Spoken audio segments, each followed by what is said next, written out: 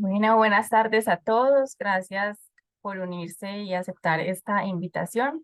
Para los que no me conocen, yo soy Caterine Jiménez, coordinadora de marketing de Criptos, y hoy nos acompaña Jonathan Herrera. Él es docente de vocación, líder en seguridad, riesgos y compliance, magíster en ingeniería informática y consultor de estrategias de ciberseguridad, principalmente en el sector financiero y fintech.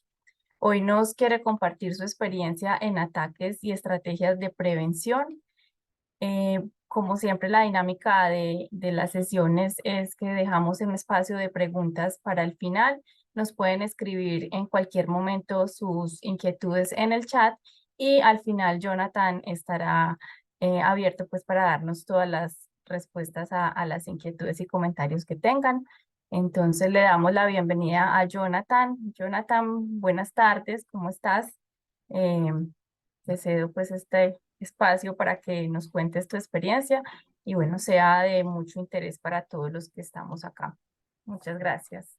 Hola, Catherine, buenas tardes, muchas gracias y bienvenidos a todos. Gracias también por el espacio a Criptos y en el mes de la ciberseguridad. La idea aquí es simplemente compartir experiencias. La idea de la sesión es que pueda ser muy interactiva, a pesar de que podamos dejar al final las preguntas. Si en medio de la sesión tienen alguna duda muy puntual de un tema, la pueden hacer y van a haber momentos en los que al revés yo les voy a consultar para que ustedes nos nutran en el chat con respuestas, ¿cierto? Y podamos ir, digamos, interactuando todo el tiempo de la sesión y no solamente en el momento de las preguntas. ¿Listo? Entonces, empecemos, como dijo Caterine, mi nombre es Jonathan Herrera, yo he trabajado en ciberseguridad pues casi que desde que terminé el pregrado, desde la línea de profundización, luego he trabajado en algunas empresas de ciberseguridad y creando también áreas relacionadas con ciberseguridad y con temas que están alrededor de todo el tema de seguridad de la información, como control interno, como cumplimiento. En este momento trabajo como arquitecto de ciberseguridad en una empresa especializada solamente en temas de seguridad de la información y ciberseguridad. Y la idea acá es simplemente revisar, digamos, qué acercamientos podemos tener a la ciberseguridad, fortalecerla en las empresas, ¿cierto? Y pensando en lo que hemos tenido recientemente, por ejemplo, ataques que hemos tenido, ¿cierto? Los desafíos que hay actualmente, cómo nos empezamos a enfrentar a eso, desde qué acercamientos podemos tener, como para que de todo el universo que tenemos disponible en temas de seguridad, que siempre hay mucho, poder nosotros empezar como a acotar y tener un frente de trabajo claro y una forma, digamos, de acercarnos a la ciberseguridad y de poder sustentarla internamente en la empresa también a nivel, por ejemplo, directivo, que muchas veces necesitamos de que alguien más nos apruebe, ya sea un presupuesto, una tecnología o simplemente, digamos, la implementación de lo que queremos. Entonces, lo primero, digamos, que quería con ustedes es qué creen que es un desafío, ¿cierto? Y por eso está desafíos como consulta o como pregunta. ¿Cuáles son los desafíos para nosotros en temas de ciberseguridad? Y nos pueden ir colocando en el chat. Miren todo el universo de lo que tenemos hoy en día que podríamos considerar que es un desafío o que hace parte de los desafíos. Entonces, ¿yo cómo hago para saber de eso o de todo esto qué me aplica a mí? Sí, porque miren que hay muchas cosas y hay muchos temas. Por ejemplo, yo debo tener gestión de incidentes o debo saber qué es gestión de incidentes o no la debo tener o hasta dónde. El control de acceso, ¿cierto? ¿Me aplica, no me aplica? ¿Quién la debe tener? ¿Eso es para las empresas de tecnología? ¿O no lo debo manejar yo como, digamos, oficial de seguridad, sino que eso es de tecnología o de otras áreas? Gestión de vulnerabilidades, ¿sí? ¿Lo debería uno tener? El etiquetado de datos, por ejemplo, saber si un dato es privado, es público, es confidencial. Monitoreo en la red, los que aún tienen red, porque no todas las empresas la tenemos, algunas ya están trabajando, digamos, sin perímetro. Entonces aquí, digamos, es bueno que nos vayan colocando en el chat qué creen que son desafíos, si esto que tienen acá creen que todo es un desafío, que hay una prioridad, ¿cierto? Algunos primero que otros, si consideran que inclusive puede haber algunos que no estén aquí indicados, para nosotros ir pensando entre todos lo que vamos viendo que es un desafío, ¿sí? Y si escriben algo, pues la idea es que Catalina me vaya diciendo para también ir como revisando lo que ustedes van colocando o van censando. Claro que sí.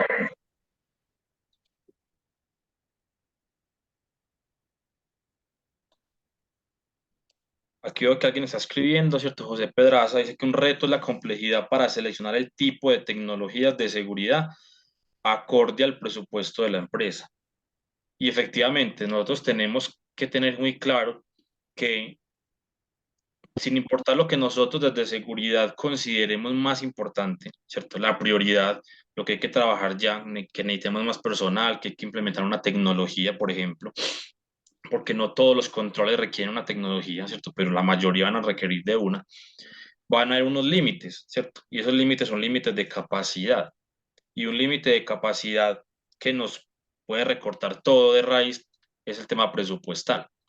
No es el único, porque otro límite de capacidad también puede ser el tema humano. No es que yo tengo dos personas y me toca con dos personas hacer lo que se pueda, no tengo forma de más recursos. Puede haber otros límites de capacidad, de que yo trabajo en un horario o de que yo trabajo remoto o al revés, que yo trabajo presencial. Entonces, esos límites de capacidad para nosotros deben de estar muy conscientes antes de nosotros revisar qué puedo y qué no puedo implementar y qué puedo priorizar.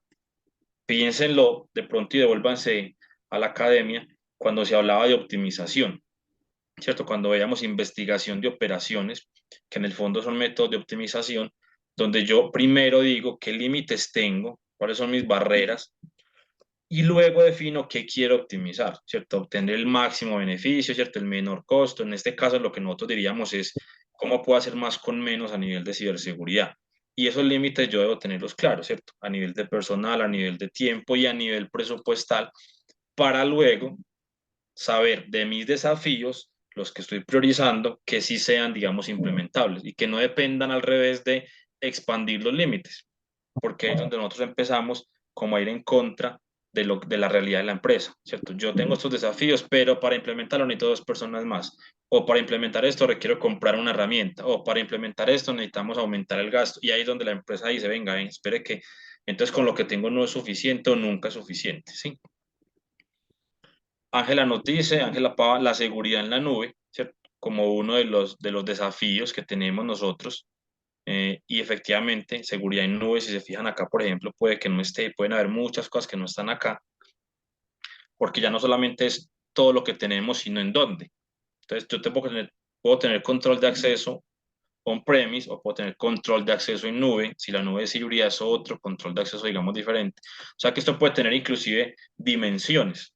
Todo esto que ustedes pueden ver sería una cara, pero puede que detrás haya otra cara que diga, ¿y si todo eso está en nube, qué? ¿Cierto? ¿Cómo implemento seguridad del perímetro en la nube? ¿Hasta dónde es el perímetro mío? Si todo está en nube o qué tanto está en nube.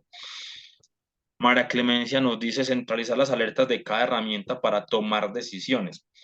Entonces, ahí viene, por ejemplo, otro tema. Yo podría tener varias de estas soluciones, por decirlo así, o desafíos que yo creo, pero cada uno me puede entregar una forma de alertas o una forma de decirme yo estoy bien, estoy mal, o revíseme. Entonces ahí se nos vuelve un costo administrativo, ¿cierto? Yo cómo voy a ir a abrir 7 consolas, cómo voy a conciliar dos o tres proveedores diferentes, ¿cierto? Cómo comparo la alerta de un proveedor que dice que es crítica con la de otro que dice que es roja, con la otra que dice que es alta, ¿cierto? Cada uno tiene una forma diferente de medirlo. Entonces fíjense que esto es realmente, lo que estamos viendo acá es una dimensión de una cosa multidimensional, que depende no solamente de dónde estoy físicamente yo trabajando, mi sector empresarial, ¿cierto? Si es el sector financiero, si es una fintech, si es el sector real, el académico, y también, por ejemplo, de qué proveedores tengo, cómo me entregan la información, que a veces, aunque yo tenga esto con diferentes proveedores, no me asegura que yo pueda entre todos compararlos o saber cuál es prioritario con respecto a otro. Entonces, fíjense que esto que mostramos aquí como una pregunta de desafíos no va orientada solamente a que uno elija, es este redondito, es este que es un triángulo, es este de abajo, sino venga, es que hay más. Sí, cuando yo elijo esto, detrás viene otras cosas. ¿Desarrollo seguro de qué? ¿La página web se considera desarrollo? Sí, puede que no sea un código en C, pero sí tiene una codificación detrás, ¿cierto? Y tiene, digamos, cosas que salen debajo. Control de accesos, no es lo mismo el control de acceso interno, sí, o el acceso a repositorios, al control de acceso, por ejemplo, para que puedan usar los sistemas de información de la empresa. O no es lo mismo el control de acceso en nube, quién puede crear, ¿cierto? Cosas en nube, quién puede, por ejemplo, con eso generarme un impacto en la facturación, quién puede ver, quién puede modificar. Entonces, realmente esto para atrás tiene otras dimensiones. Entonces, siguiendo con esto, ya estamos hablando de desafíos sin tener, digamos, la duda. Y en estos desafíos, ¿cierto? Ya, digamos, confirmándolo, lo que yo debo hacer es tomar todo ese universo, ¿sí?, de opciones que tengo en seguridad, por ejemplo, seguridad en la nube cuando hablaban, ¿cierto? El control de acceso, las copias de respaldo, y aplicar un filtro.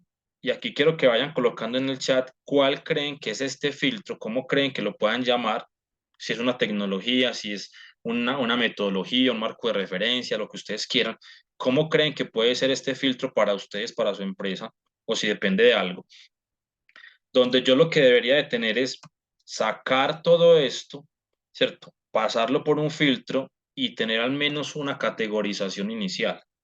Esa categorización busca que yo identifique lo que estábamos hablando ahorita. Venga, es que esto es en nube, yo sí tengo nubes o no. Es que esto es presencial, yo tengo algo en sede o no, o qué me aplica ahí.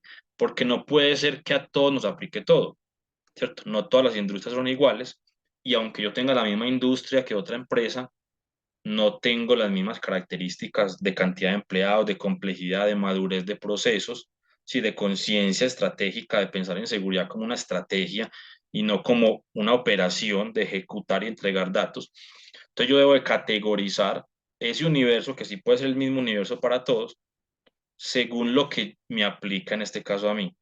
Y un ejemplo de categoría, esto simplemente es una idea, ustedes pueden aplicar algo diferente a su empresa, es yo poder decir, vea, de todo ese universo, le apliqué un filtro y ese filtro me entregó que hay cosas necesarias. Eso necesario, yo tengo, digamos, ya por ejemplo, con quién aplicarlo, cuándo lo voy a aplicar, cómo voy a verificar que se está aplicando, ¿sí? Si me voy a comparar contra algo para saber que lo estoy aplicando bien o contra un estándar, un marco de referencia o un tercero. Tengo cosas clasificadas que están en revisión, por ejemplo, porque pueden ser muy complejas, porque todavía no sé si me aplican o no, porque me aplican en una parte de la empresa que no es prioridad o no es estratégica. Tengo cosas clasificadas en que pueden esperar, ¿cierto? Que yo podría decir, venga, es que esto me doy cuenta, que a mí me va a aplicar dentro de 2 años, entonces lo voy a dejar para dentro de uno, empezar a revisarlo y cambiarlo en un año a que está en revisión o que es necesario. Y yo tengo finalmente cosas que no me aplican.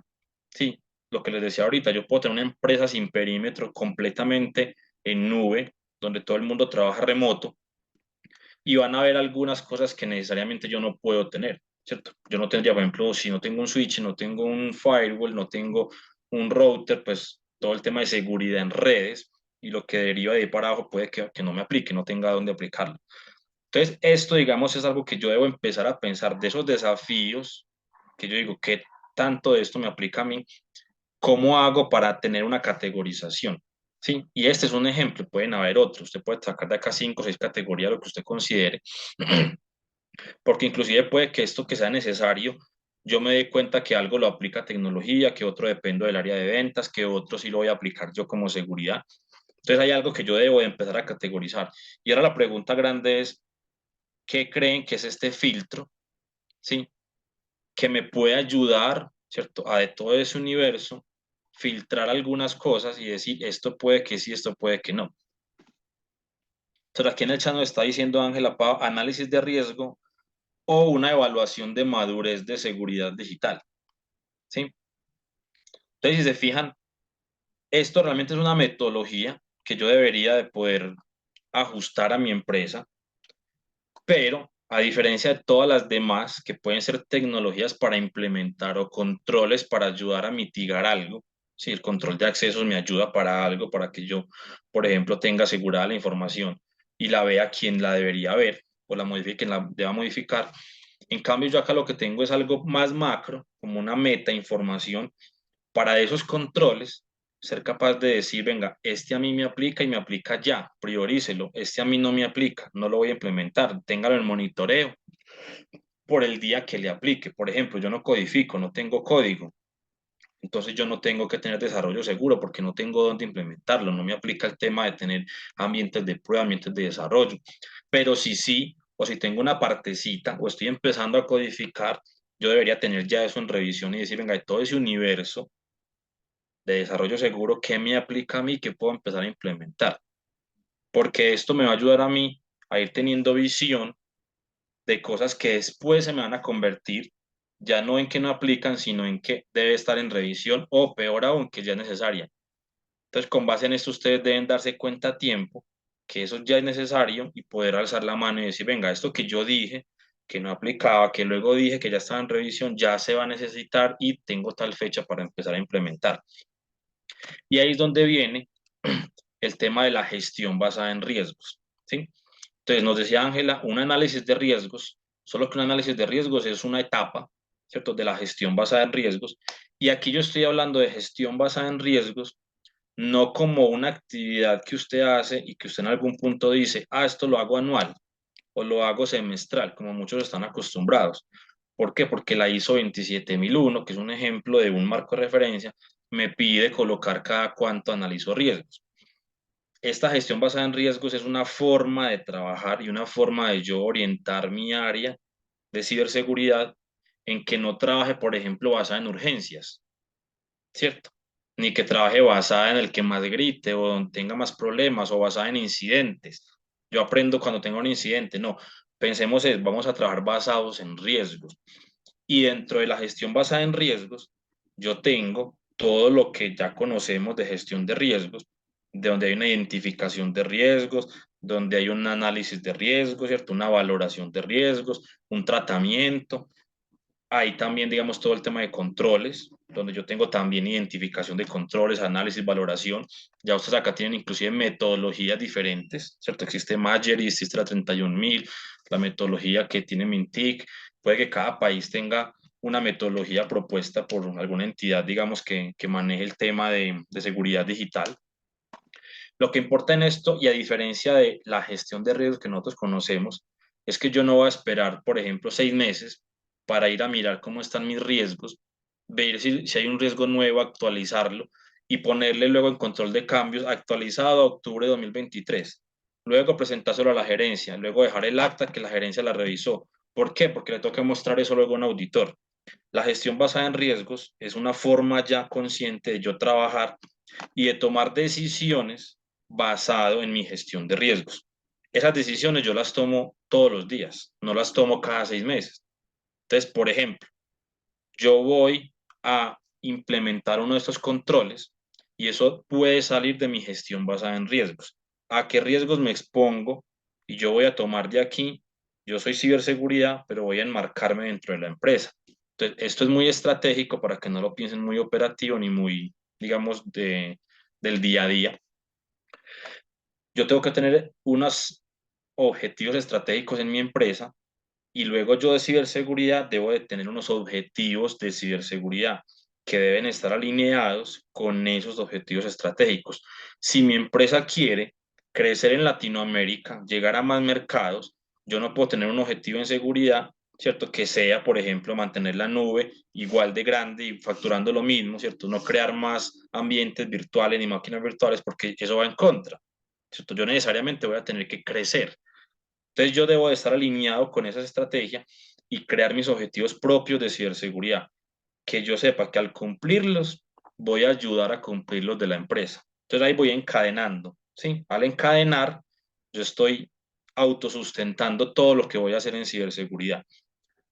Bajo esos objetivos que yo tengo de seguridad como área, voy a amarrarle ahora sí una estrategia de cómo los voy a cumplir, ¿sí? Y basado en riesgos, entonces empiezo a revisar qué riesgos tengo para no cumplir mis objetivos.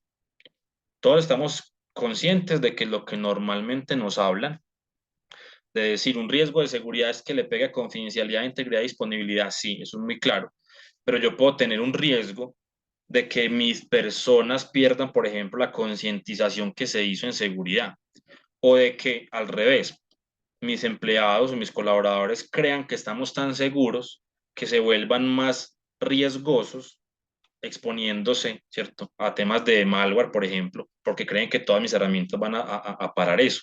Y ese riesgo, ¿cómo lo van a medir ustedes en el tema de confidencialidad, integridad y disponibilidad? Puede que ese riesgo ya lo tengan por otro lado. Pero entonces, lo que quiero es que abran la mente a que hay riesgos más macro que los del día a día. Y basado en esa gestión de riesgos, yo voy a poder decir qué necesito como controles. Y un control puede ser, venga, es que estamos descuidando la concientización, porque la estamos haciendo una vez al año. Hacemos una jornada de concientización en octubre y el resto del año no hacemos nada. Y los ataques llegan todo el tiempo. O yo sé a cuántos ataques me estoy exponiendo, ¿cierto? ¿A qué me expongo yo? Entonces, al yo pensar basado en riesgos, replanteo cosas que ya estaba haciendo y que probablemente no están siendo eficientes, pero porque ni siquiera las puedo medir. Ejemplo, no es que parte de la concientización es un póster que se pega en la intranet, todo el mundo entra y lo revisa. Y yo tengo métricas de que la gente lo revise y que la gente cuando lo revise lo entienda, ¿cierto? Yo tengo forma de calificar de que la gente está entendiendo eso y le aplica y es impactante o no. Entonces yo, al basarme en riesgos, voy a empezar a cuestionar todo lo que tengo y sin ni siquiera yo implementar tecnologías nuevas, voy a empezar a optimizar lo que ya tengo internamente. Aquí nos pregunta José Pedraza si existe alguna especie de catálogo de los riesgos de ciberseguridad más comunes.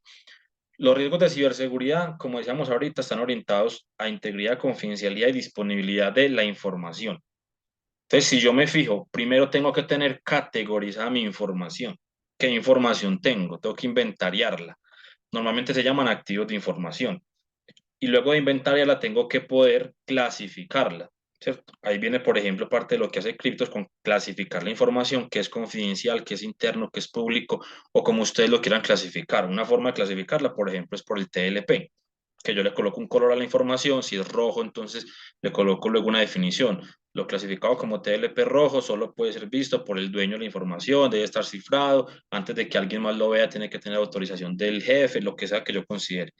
Luego de eso sí podría entrar a revisar entonces cómo sé que esa información, que ya sé que es importante para mí, puede ser afectada en confidencialidad. Y ahí van a buscar unos riesgos comunes, ¿cierto? Pueden buscar de esa misma manera riesgos de confidencialidad de información. Por ejemplo, que haya fuga de datos. Una fuga de datos hace que se pierda la confidencialidad. Pero si yo voy hilando de ahí para atrás y lo hago basado en riesgos, vamos a hacer un ejercicio muy cortico de identificación de riesgos. Entonces, ese ejemplo que estamos haciendo es muy útil. Yo tengo información, ya la clasifiqué, ya sé, por ejemplo, que es confidencial y voy a mirar el riesgo de que pierda confidencialidad. Una forma de que pierda confidencialidad es que haya una fuga de datos. Entonces yo en identificación puedo hacer una cosa que es pararme en lo que yo creo que es el riesgo y moverme a la izquierda. La izquierda es llegar hasta la amenaza. ¿Qué es la amenaza? Eso que es externo, que siempre va a existir y que yo no puedo controlar. Por ejemplo, que existan hackers.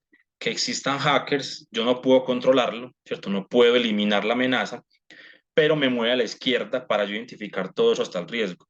¿Qué hay entre la amenaza y el riesgo? Una vulnerabilidad o una causa, ¿cierto? ¿Qué podría causar que esos hackers que existen y que yo no puedo evitar que existan me ataquen a mí y yo tenga una fuga de datos? Antes que yo tenga vulnerabilidades, por ejemplo, si yo tengo la página web y tengo información de clientes, que eso no esté con los parches actualizados y que por ahí entonces esos hackers puedan acceder a la información.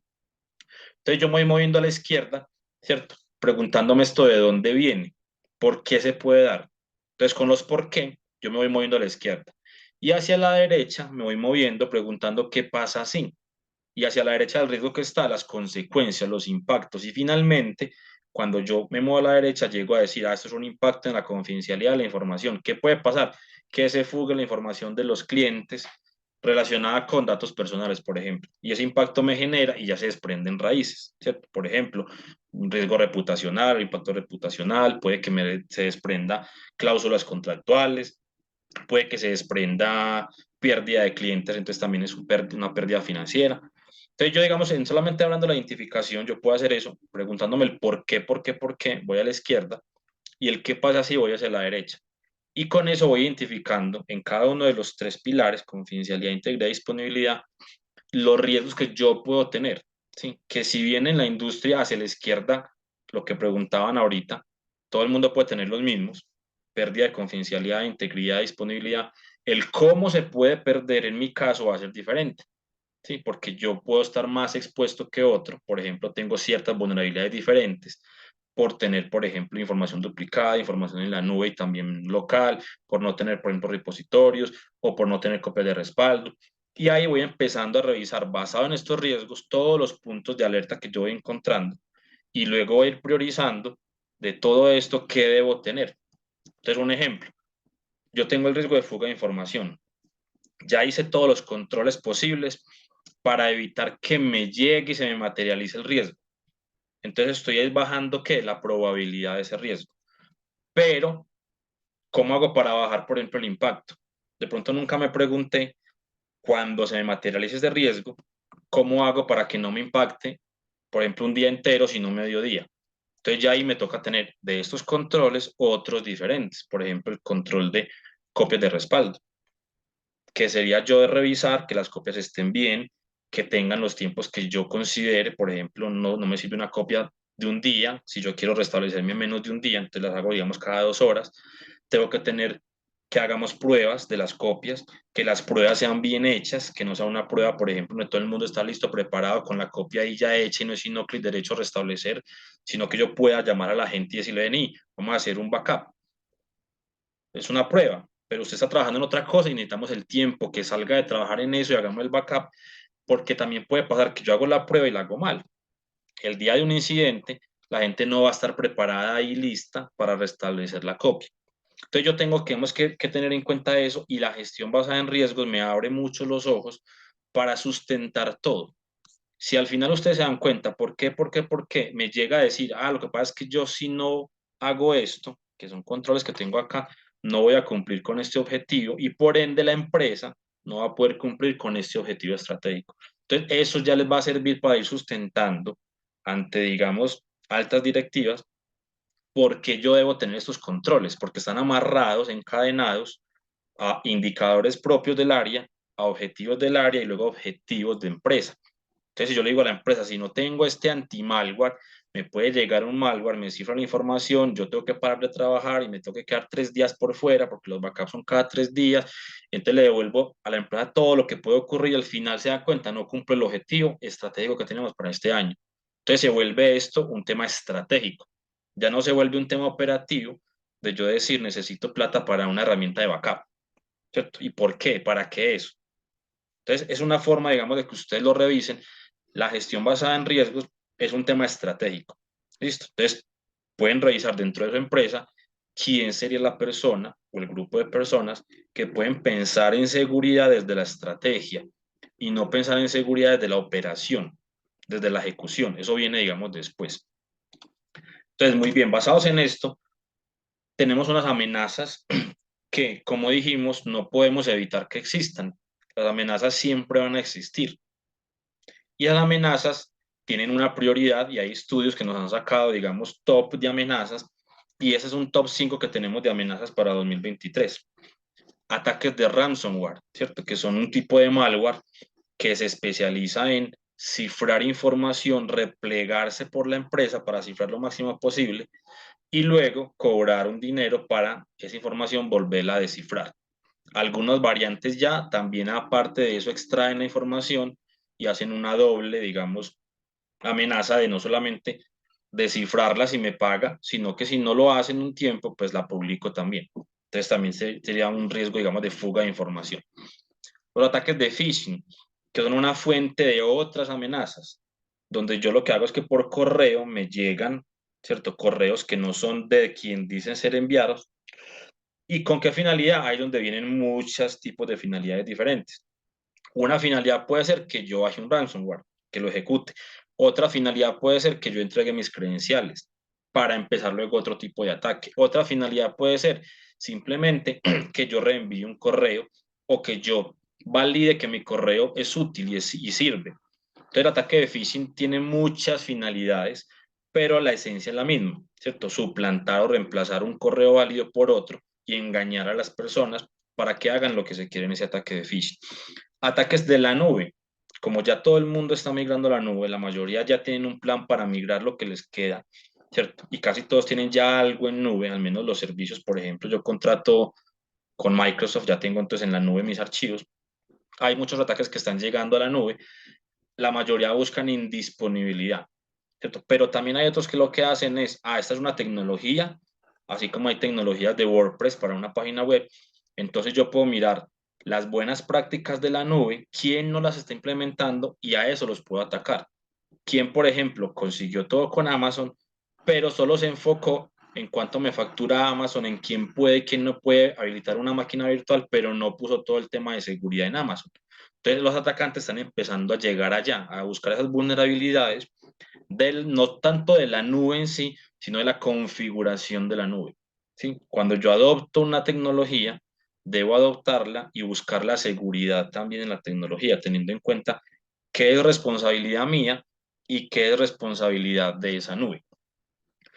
Los ataques a equipos IoT, ¿cierto? Internet de las cosas, también se están volviendo ya un pan, digamos, de cada día, porque al yo querer conectar todo, ya estoy teniendo cosas o equipos que antes no hablaban Ethernet, no hablaban, digamos, el mismo, digamos, lenguaje que yo tenía en la red, y por ende eran unas redes aparte que no se podía, digamos, acceder a ellas, y los estoy conectando a la red. Solamente que estos equipos IoT, muchos de los administradores no entienden que hay que también asegurarlos de alguna manera. Y ustedes pueden buscar en internet ataques a través de equipos IoT, y un ejemplo muy claro pasó hace como 3 años, un casino que lo atacaron, y el vector de ataque fue a través de un termómetro de una pecera. Este termómetro se podía conectar a la red para yo por el celular con una aplicación subirle o bajar la temperatura a la pecera. Y nadie se dio cuenta que ese equipo estaba conectado en la red y que a través de él podían acceder ya a otros equipos en la red. Entonces yo debo de tener dentro de mi inventario de activos, no solamente los activos de información tipo archivos, sino estos equipos también. Si están comunicándose a la red, deben hacerlo de una forma segura. Piensen en esto como los vehículos. ¿Quién puede circular en la calle? Y la calle para mí es mi red. Yo puedo circular entonces con una moto, con un carro, con una tractomula, pero cada uno tiene unas reglas de seguridad.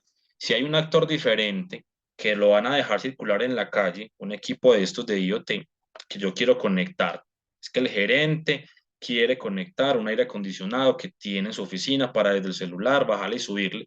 Entonces yo tengo que saber cómo lo agrego a la red de forma segura, ¿cierto? Cómo ese nuevo vehículo va a estar en carretera de forma segura. Los tractores ya mañana pueden estar en carretera. Bueno, ¿y cómo va un tractor estar en carretera? ¿Cierto? Con un anuncio, va a tener una forma de pitar cuando reversa, va a tener un indicador luminoso de que el vehículo está ahí. Entonces, eso es lo que yo tengo que tener en cuenta para poder empezar a revisar qué vulnerabilidades tengo de esos equipos. Y los ataques internos, que también se están viendo en crecimiento, donde hay muchas opciones de por qué pueden haber ataques internos, pero por ejemplo en Colombia una empresa de telecomunicaciones el año pasado tuvo un ataque de ransomware y fue un ataque interno, y hay que tener en cuenta entonces ahí un montón de factores de, por ejemplo, quién administra mi tecnología, quién administra mi seguridad, ¿cierto? ¿Qué tengo yo a nivel de ciberseguridad o de seguridad de la información con las personas antes de contratarlas, durante la contratación, después de la contratación? ¿Cierto? ¿Cómo mido, por ejemplo, mientras alguien está trabajando, que lo que está haciendo le gusta? ¿Cierto? Que la parte que le gusta quiere la empresa, que quiere cuidarlo. Esos ataques internos, digamos que la gran mayoría pueden preverse, pero es un punto de vista de talento humano, ¿sí? De ver a las personas como un talento, y no solamente de ver métricas y números, sino de ir más allá, ¿cierto? Porque esto se puede ver muy parecido y pueden, digamos, consultarlo como una cosa que se llama el triángulo del fraude, donde todo el mundo está expuesto a fraude, las empresas todas están expuestas, cuando se forma un triángulo en cualquier persona o área o proceso. Y van a ver que todas las áreas tienen de ese triángulo una de las tres aristas o dos de las tres aristas, y cuando se forman las tres se puede materializar un fraude. Aquí pasa lo mismo, ¿cierto? Van a haber unas formas, digamos, que tienen los empleados y las áreas de estar dispuestos o no a hacer un ataque interno, y cuando no se cumplan todas, pues no se da el ataque, pero cuando se cumplen todas, por ejemplo, una necesidad, ¿cierto? Un inconformismo con la empresa, ¿cierto? Hace que se pueda materializar el fraude. Entonces el ataque, perdón. Entonces, ¿yo qué hago? Monitorear en compañía con talento humano esas aristas para estar seguro de que no se pueda materializar. O de que si se llega a materializar, tengo por otro lado un monitoreo que me pueda alertar dentro de mis tiempos de respuesta que está ocurriendo un ataque, que yo no voy a saber que es interno inicialmente, pero cuando lo investigue me voy a dar cuenta. Aquí ya pasamos a un tema de ataques, y esto simplemente es, digamos, como documental para que ustedes tengan en cuenta. Esto es una muestra muy, muy pequeña. Ataques, por ejemplo, recibidos por empresas, el nombre de arriba es la empresa o el sector y las iniciales de abajo son el país. Todos son ataques ocurridos en los últimos 2 años. Si se fijan, hay empresas de México, Costa Rica, Brasil, Ecuador, de Paraguay, de Argentina, Perú, toda Latinoamérica, digamos, puede estar acá. No nos cabría colocarlas todas. Y de las que ven acá son empresas muy grandes, porque la mayoría de empresas pequeñas, si no le prestan servicios al público, sus ataques no siempre se dan, son, digamos, conocidos en medios locales o en la prensa, pero con seguridad que los tienen. Entonces, hay que tener en cuenta yo qué estoy fallando, en qué estoy fallando, aprendiendo de los que ya han sido atacados, ¿cierto? Lo que ya está en el medio. Y de hecho de aquí nos faltan algunos, ¿cierto? Hace poquito hubo también otra información parecida como la de IFX, que atacaron a GTD en Chile, y mire que atacan proveedores, pero probablemente el ataque no va para ellos, ¿cierto? Probablemente el ataque era, como en el de IFX, empresas del sector gobierno de Colombia, y se dieron cuenta que la mejor forma de atacarlas era atacar al proveedor que tienen en común, y atacaron al proveedor. Entonces, yo tengo que tener en cuenta también eso, y ahí viene otro tema, que en gestión de riesgo lo van a ver, cómo hago la gestión de proveedores, ¿sí? ¿A quién le estoy entregando una parte de mi seguridad o mi tecnología? Y cómo valido que esa persona sí es competente para administrarme esa parte y cómo en el tiempo me doy cuenta que sigue siendo competente. Entonces yo tengo que tener una gestión del proveedor donde yo le debo exigir un nivel de madurez igual o superior al mío a nivel de ciberseguridad. Obviamente primero debo mirar internamente que yo tenga ese nivel de madurez. Y acá, por ejemplo, hablando de ransomware, que son los ataques top hoy en día, el origen del ransomware, ¿de dónde llega? Si se fijan, la mayoría de ataques vienen por explotación de una vulnerabilidad. Y esa vulnerabilidad es el equivalente a una puerta abierta, ¿cierto? O una puerta sin chapa o sin llave, donde las amenazas siempre existen, yo tengo la vulnerabilidad y se juntan las dos y se me materializa un riesgo. O sea que yo tengo que tener identificación de activos, ¿sí? Clasificación de activos para saber cuál es crítico, cuál es no crítico, y luego una identificación de vulnerabilidades, que es una parte del proceso de gestión de vulnerabilidades para yo darme cuenta qué tengo, qué no tengo, qué me falta y cómo lo voy a ir cerrando, porque puede que yo me dé cuenta, no, es que si yo tengo una vulnerabilidad, por ejemplo, una puerta que cierra mal, siempre cierra mal, puede que yo diga, no, cámbiame esa puerta. Entonces puede que yo también tenga servidores activos que tienen vulnerabilidades y puede que yo al darme cuenta que los tengo, yo diga, no, es que eso es muy viejo, eso no debería existir ya, délo de baja o actualíceme ese servidor. Entonces, digamos que esto nos va abriendo los ojos a cosas que yo ya tenía, pero no me daba cuenta. El 29% del ransomware llega por compromiso de credenciales y si recuerdan, uno de los objetivos del phishing es obtener credenciales. Entonces, el phishing no necesariamente siempre termina en ransomware, pero cuando busca credenciales puede que después el vector de ataque siga con ejecutar un ransomware, ¿cierto? Ya con las credenciales válidas de un usuario. Entonces, tengo que tener muy en cuenta eso. Y digamos, el tercer factor es el correo malicioso, ¿cierto? Que no solamente es el phishing. Entonces yo tengo que tener una forma, no solamente de detectar esos correos, sino de capacitar a mis empleados.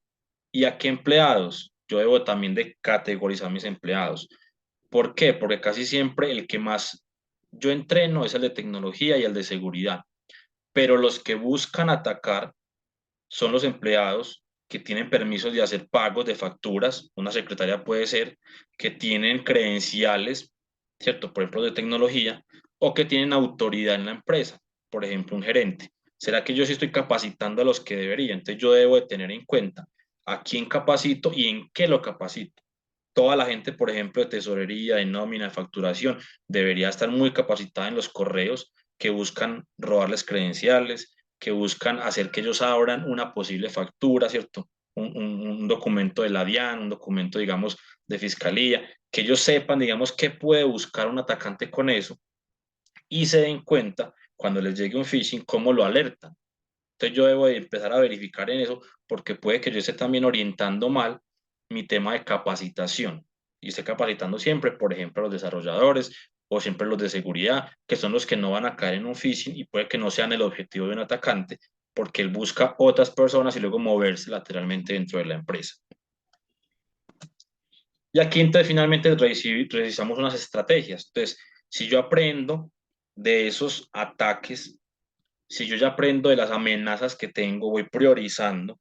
Y si yo empiezo a basarme en riesgos, mi gestión, la gestión basada en riesgos, entonces voy a ir teniendo en cuenta estrategias de lo que debo empezar a ir implementando. Y esto está basado, ¿sí?, en uno de los estudios que me indica, venga, usted en qué se debería enfocar. ¿Qué es? Si ya dijimos que el ransomware llega por vulnerabilidades, ¿cierto? Por malas configuraciones, ¿cuál es el top de las malas configuraciones que hay en las empresas? No hay políticas de credenciales. La gente tiene la misma clave hace 5 o 6 años y cuando la cambia le agrega un punto o le actualiza el año 2023, 2024. No hay control de acceso, ¿cierto? La gente cambia de cargo y se quedó con los permisos anteriores más los nuevos y se vuelve al final un todero. No hay monitoreo de activos. Yo no sé qué tengo ni dónde lo tengo, ni cuándo se puede dar de baja, ni cuándo hay algo nuevo. No me informan o yo no tengo un descubrimiento de activos que me pueda decir, oh, que esto es suyo. No tengo revisión, por ejemplo, en la web o en la deep web de qué se habla de mí y quién está detectando mis activos, porque si lo están haciendo otros, ¿cómo no lo puedo hacer yo? No segmento la red, ¿cierto? Sea la red interna o sea una red que yo tenga, por ejemplo, en la nube, yo puedo segmentar en la nube también, digamos, mis servicios o mis microservicios para que uno se vea con el otro, no se consuma, tengan permiso. Entonces debo tener una segmentación para tener muy claro hasta dónde yo debo permitir que una parte vea o tenga control sobre otras. El parchado es muy, muy importante porque lo primero que hace cualquier atacante después de identificar yo qué tengo es qué vulnerabilidades tiene y qué no ha parchado para yo atacar eso. Entonces el parchado es muy importante y que yo tenga muy claro cómo identifico qué me falta y cuándo lo puedo ir actualizando. Y la actualización de componentes va muy de la mano con el parchado, solo que esta actualización no siempre es baje este parche y aplíquelo, sino que a veces es vaya, configure esto de tal manera, ¿sí? O esta versión es obsoleta, tiene que darle de baja y actualizarse a la más nueva, o habilite este chulito en la herramienta para que, digamos, se comuniquen en la forma que deberían. Entonces, fíjense que esto es basado en riesgos, sin yo hablar de una empresa en particular, me basé en un top de ciberseguridad de las configuraciones más inseguras, pegándole a que los ransomware buscan siempre atacar las configuraciones inseguras y lo más vulnerable. Esto puede ser una forma en la que yo, basado en riesgos, priorizo en mi empresa. Lo que ya debe hacer cada uno es qué tiene de particular mi empresa. Por ejemplo, que a mí me exigen una 27001 o me exigen una PCI o que yo tengo una normativa legal que va de la mano con lo de seguridad. Entonces, eso para mí se vuelve también crítico y para mí, ¿cómo lo agrego en gestión de riesgos? Pues que el riesgo puede ser que me cierren la empresa, ¿cierto? Que no me dejan trabajar, que me indisponen completamente por no cumplir con la ley, entonces yo lo agrego como un riesgo y queda priorizado como algo crítico. Entonces, fíjense que todo cabe dentro de la gestión de riesgos y la idea no es que pensemos, no, lo legal es primero, lo de seguridad es secundario o al revés, sino que dentro de mis riesgos a cada cosa le puedo dar un peso, ¿sí? Claudia nos dice que si puede funcionar la clasificación que los proveedores que no son dedicados a seguridad están incluyendo en sus plataformas de forma gratuita. Por ejemplo, Microsoft. No entendí muy bien la pregunta. ¿Puede funcionar la clasificación que los proveedores que no son dedicados a seguridad están incluyendo en sus plataformas? No sé si esto orientado a que, por ejemplo, Microsoft, que no es un proveedor de seguridad, está empezando a tener temas de seguridad o es algo diferente. No sé si nos puede aclarar de pronto ahí en el... Ah, sí, sí, es así. Sí, digamos que hoy en día todos quieren trabajar con ciberseguridad. Entonces yo puedo decir, yo no le podría confiar, ¿cierto? Y eso es una de las retóricas que hay en el medio desde hace años. No le puedo confiar a Microsoft que creó su sistema operativo, que él mismo me diga qué vulnerabilidades tiene, o que él mismo tenga un antivirus y me diga qué hay mal y qué hay bien. ¿Por qué? Porque siempre hemos dicho, yo no puedo ser juez y parte.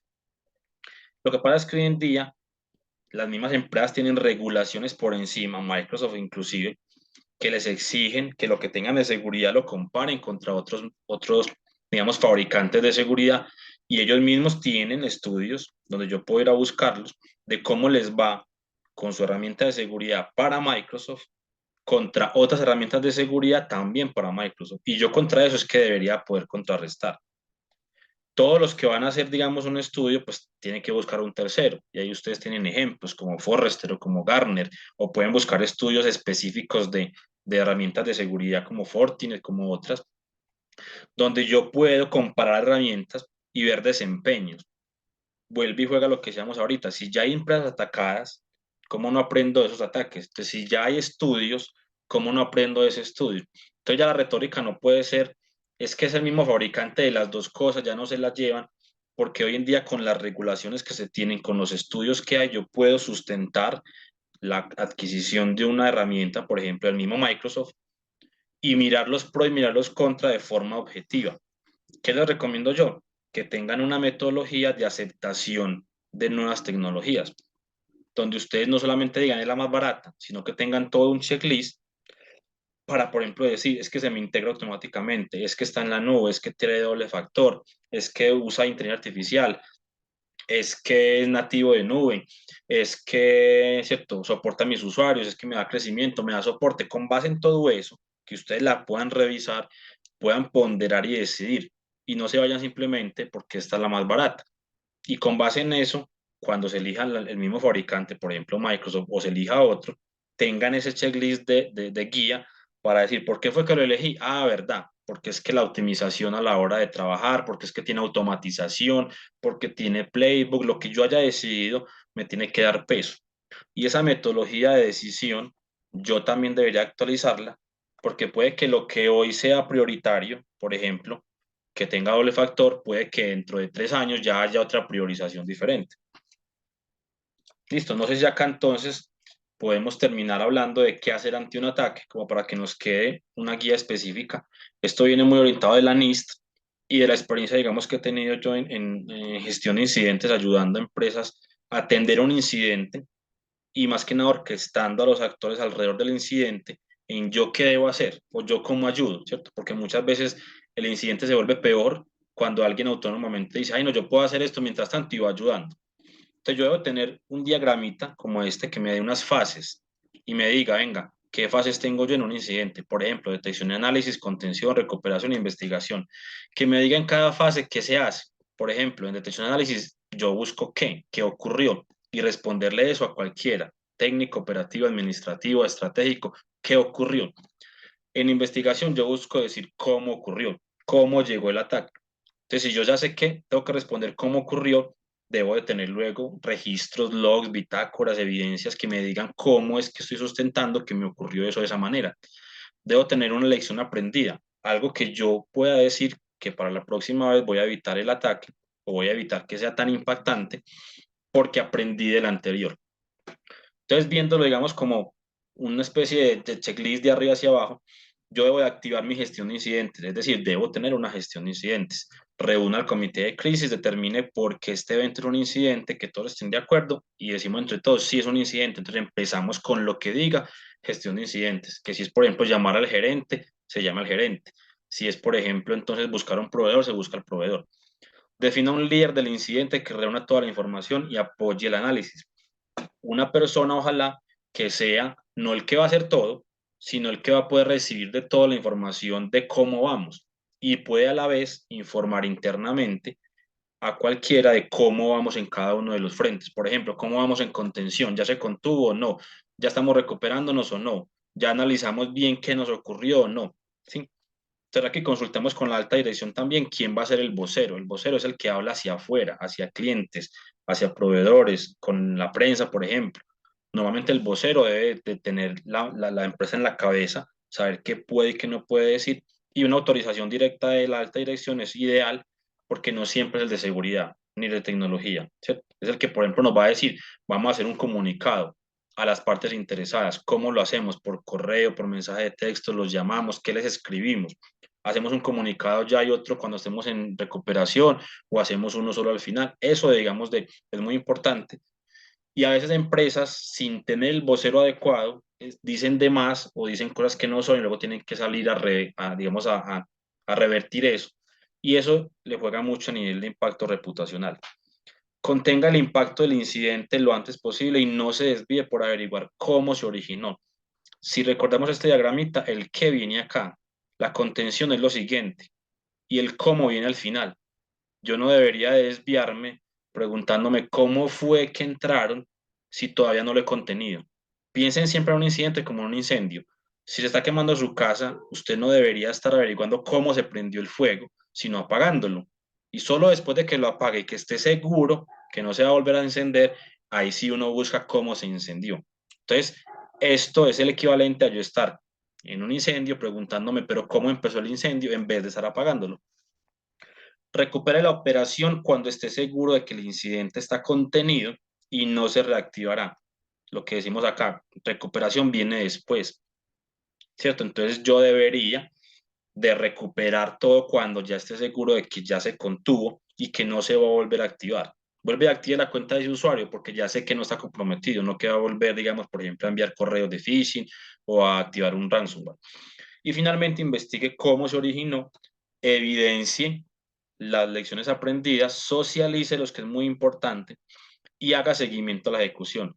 En este incidente aprendimos estas cuatro cosas, que no tenemos registros de logs, nadie los revisa, ahora lo vamos a hacer cada tanto tiempo, responsable de tecnología. Aprendimos que la alta dirección no tiene idea que hay una gestión de incidente ni qué debe hacer, no hay vocero, entonces vamos a nombrar un vocero, ¿cierto? Y aprendámoslo porque la lección aprendida se puede hacer después del incidente cuando ya no estamos, digamos, con el calor del momento y el fogueo pues de estar atendiéndolo. Entonces, digamos que esto es como un ejemplo de lo que ustedes pueden tener en temas de gestión de incidentes. Todos estamos expuestos a un ataque.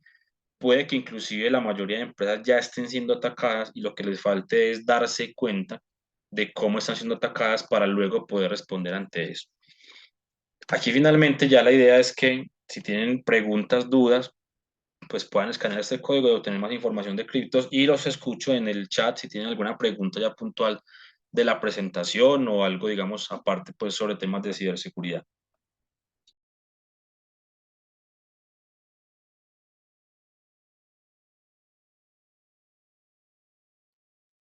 Bueno, Jonathan, pues por aquí, por mi chat, no tengo como más dudas o comentarios recientes.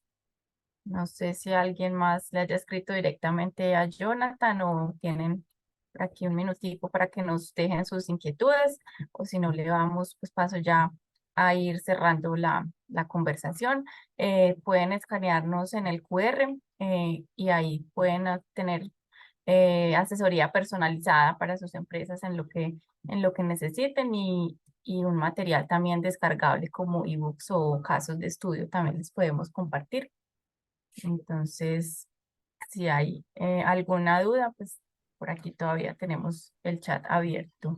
Aquí veo una pregunta que nos hace José Pedraza de cuál sería el roadmap a seguir. Digamos que basados en lo que estamos hablando en la presentación, hay muchas amenazas, muchas estrategias de cómo las abordo. Lo primero sería yo preguntarme, venga, yo sí estoy trabajando basado en riesgos o no. ¿Tengo la capacidad de empezar a trabajar basado en riesgos o no? ¿Por qué? Porque yo puedo ser un oficial de seguridad que está inmerso en el día a día y que no, yo sé que no me va a dar el tiempo, no me va a dar la capacidad o que la empresa todavía no está pensando en eso. Entonces yo podría empezar a decir, venga, ¿cómo llego a algo basado en riesgos? ¿Cómo empiezo a sacar, por ejemplo, un tiempo de mi 100% que estoy en seguridad, un 5% que yo llamo en investigación? Y por ejemplo, esa investigación es, venga, ¿qué es basarme en riesgos? Primero, certifiquémonos, por ejemplo, en la 31.000, al menos leamos y empecemos a pensar más allá, si no buscar un tercero, ¿cierto? Un asesor, un consultor, que me empiece a mí a ayudar, así la empresa no tenga, digamos, todavía forma de traer el consultor a una consultoría, pero sí a mí, como oficial de seguridad, a replantear lo que tengo, venga, este control, ¿por qué lo tengo? Porque muchas veces ustedes se dan cuenta, no, compro un firewall, porque un firewall sirve para tal y cual y tal cosa, sí, pero a mí me aplica que necesito un firewall y necesito ese o no. Y de todas las soluciones tiene que ser un firewall para mí. Entonces yo debo de llegar a esa solución del firewall como al final de la gestión de riesgos y no al inicio, ¿cierto? Y no después buscar sustentar por qué quiero un firewall, sino que con los riesgos empezar a revisar. Entonces, lo primero que yo creo que deberían hacer es pensar en eso. Si yo hago gestión de riesgos, si mis decisiones van basadas en riesgos, si lo hago constantemente, no cada 6 meses ni cada año, y si no empezar a pensar, venga, de pronto yo no tengo una gestión basada en riesgos, sino que tengo una matriz de riesgos que la actualizo cada cierto tiempo. Entonces, ¿cómo empiezo a mejorar en eso? Y ahí la idea es que si tienen pues alguna pregunta, nos puedan pues hacerla a través ya sea de Caterine o también a través de mí. Por aquí tenemos una pregunta. Nos dicen, ¿cuál sería la estructura ideal a la hora de establecer un equipo de ciberseguridad? ¿Qué jerarquía debería haber? Y bueno, ahorita te hago otra que hay por acá, desde tu experiencia. ¿Qué jerarquía debería haber en un equipo de ciberseguridad? Sí, correcto. Bueno, yo los equipos de seguridad no los veo tanto como la literatura los nombra, Red Team, Blue Team, Purple Team, sino en tres niveles muy básicos: estratégico, ¿cierto? Administrativo y operativo. El administrativo a veces se ve como táctico. ¿En qué veo yo? En el estratégico debería tener yo personas o áreas o procesos pensando en el futuro. ¿Cómo ejecuto la estrategia para cumplir mi objetivo? ¿Sí? ¿Cómo reviso si mi objetivo sigue estando vigente? Y esa persona, digamos, debe de bajar esa estrategia luego a hechos que debo ejecutar. El administrativo se enfoca más, ¿sí? De, por ejemplo, recibir esas estrategias y desmenuzarla en capacidad. Yo para esto requiero una persona, una herramienta, dos personas, ¿cierto? Requiero un presupuesto, requiero convencer al gerente, convencer al financiero. Y ese administrativo, digamos, que me ayuda en el día a día a poder, digamos, volver eso cosas más tangibles, armar un plan de trabajo, ponerle fechas, ponerle responsables, crear un BSS que me alerte, venga, por aquí no nos está avanzando la cosa. Y una capa operativa que es el que finalmente ejecuta, que puede ser tecnología, puede ser un tercero, puedo ser yo mismo, y es donde yo puedo al final decir, voy a tercerizar esto que es operativo, pero por ejemplo yo no debería nunca tercerizar la estrategia, ¿sí? Porque yo no puedo, es como cuando se dice que delego, y delego la tarea, pues no la responsabilidad, es lo mismo, ¿cierto? Yo debo ser el que haga la estrategia, y ya la ejecución sí podría yo delegarla. Entonces yo lo veo en esos tres niveles, y ya personas usted puede tener, depende de cada empresa, pues necesito un ethical hacking o no lo necesito, o necesito DevOps o no necesito DevOps, pues ya cada uno, digamos, revisará ahí qué necesita. Gracias, Jonathan. Otra pregunta por acá. Eh, Desde tu experiencia, ¿cómo ha sido el proceso de auditorías cuando se quiere hacer una certificación como ISO 27001? ¿Cómo prepararme para las auditorías cuando me voy a certificar en ISO 27001? Sí, Bueno, las auditorías siempre tienen que hacer una auditoría interna antes de las externas. Y las internas se supone que es como la auditoría de práctica. Es donde yo debería poderme equivocar, donde yo debería poder ver todo lo que tengo. Entonces, la recomendación es que primero la interna la tienen que hacer, porque si no, inclusive la externa les van a decir que no cumplen con una auditoría interna.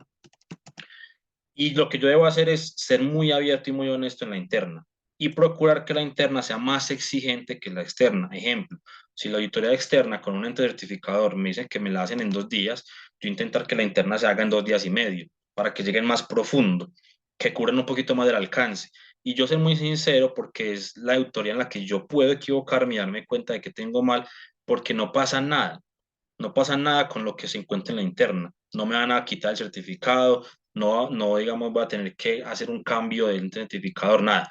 Entonces yo debería poder en la interna hacer todo eso con la acidez que requiera para estar bien preparado para la externa. Y cualquier auditoría ya de certificación, usted mínimo tiene la experiencia de haberse enfrentado a la auditoría interna, porque es obligatorio haberla hecho.